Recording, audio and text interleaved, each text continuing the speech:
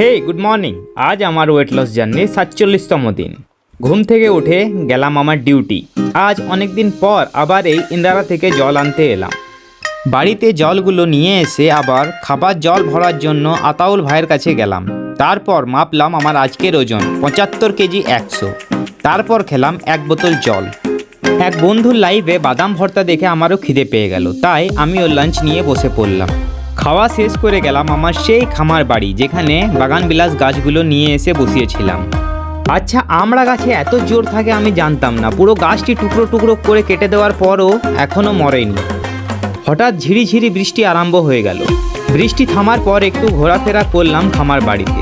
বর্তমানে এখানে কিছু লাগানো হয়নি, তোমরাই বলো কি লাগানো হলে ভালো হয়।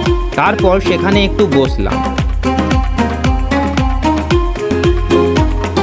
এই গাছটি সেদিন অনেক চেষ্টা করেও সোজা করতে পারিনি। ভেবেছিলাম হয়তো মারা যাবে, কিন্তু না, কিছু হয়নি। এখানকার প্রত্যেক গাছের সাথে জড়িয়েছে একটা স্মৃতি, কারণ সব গাছ আমাদের নিজের হাতে কষ্ট করে লাগানো।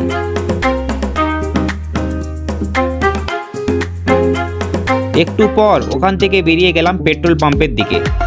সেখানে তেল ভরিয়ে আবার বাড়ির দিকে এগোলাম। বাড়ি এসে বানালাম ছাঁচ। এটি আমায় অনেক ভালো লাগে খেতে, এবং এটি অনেক হেলদিও একটা ড্রিঙ্ক।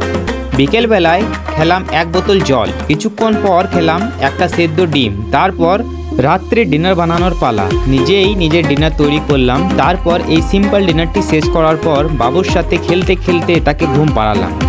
সে শুধু বলে আলু লাগিয়ে দাও।